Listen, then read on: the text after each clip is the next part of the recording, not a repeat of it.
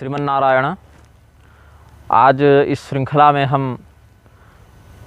शयन कक्ष से जब आप जग चुके, आपने प्रबोधन मंत्र का प्रयोग कर लिया, आपने हस्त दर्शन कर दर्शन मंत्र का प्रयोग कर लिया, उसके बाद अपने बिस्तर से, अपनी शयन शैया से कैसे नीचे उतरना है, भूमि पर प्रथम पैर कैसे रखना है, चरण का स्पर्श कैसे करना है, इस पर हम आज चर्चा करेंगे।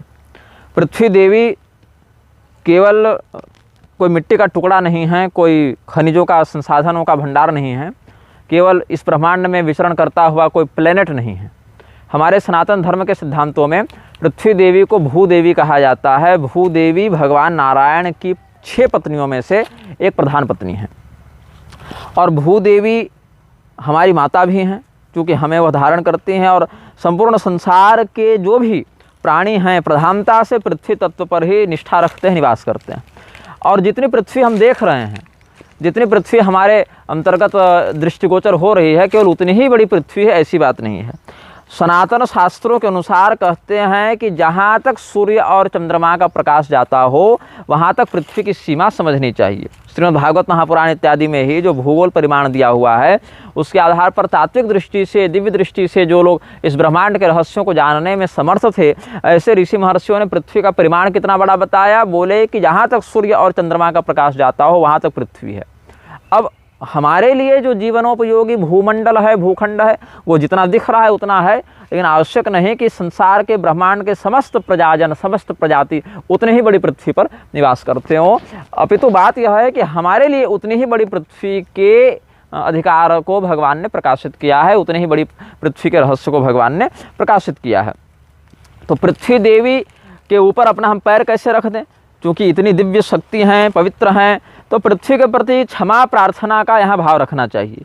तो इस मंत्र को हम प्रकाशित कर रहे हैं, जो कि हम पहले भी कर चुके हैं। हम बता चुके हैं आपको कि धुरंधर संहिता पुस्तक में हम इन मंत्रों का संकलन भी कर चुके हैं। वो पुस्तक निःशुल्क PDF के रूप में उपलब्ध है, आप लोग देख सकते हैं, पढ़ सकते हैं, अमेजन फ्लिपकार्ट से ले भी सकते हैं।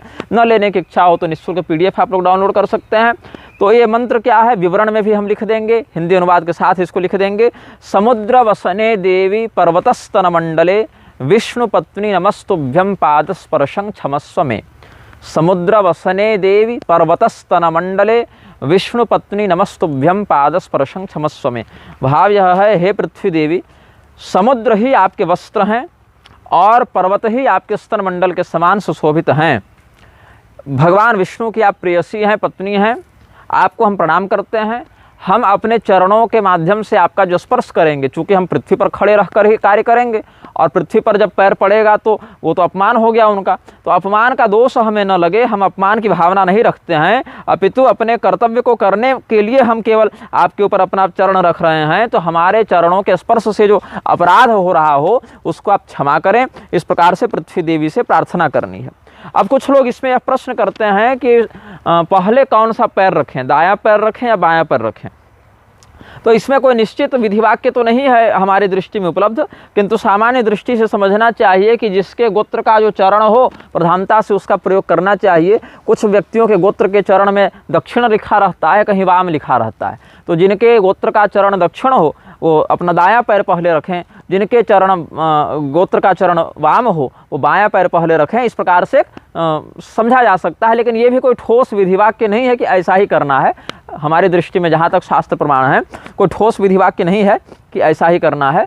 कोई भी पैर अपने भावना से रख लें, लेकिन रखने से पहले यह कहें कि पृथ्वी देवी आप हमें क्षमा करें, आप भगवान विष्णु की प्रिय पत्नी हैं, हमारी माता हैं, भगवान जगत पिता हैं, आप जगत जननी हैं, हमारे अपराध को आप क्षमा करें। ऐसा भाव रखते हुए पृथ्वी देवी के प्रति अपनी कृतज्ञता को व्यक्त करें और अपने पैरों को फिर अपने बिस्तर से, अपनी शैया से नीचे रख सकते हैं।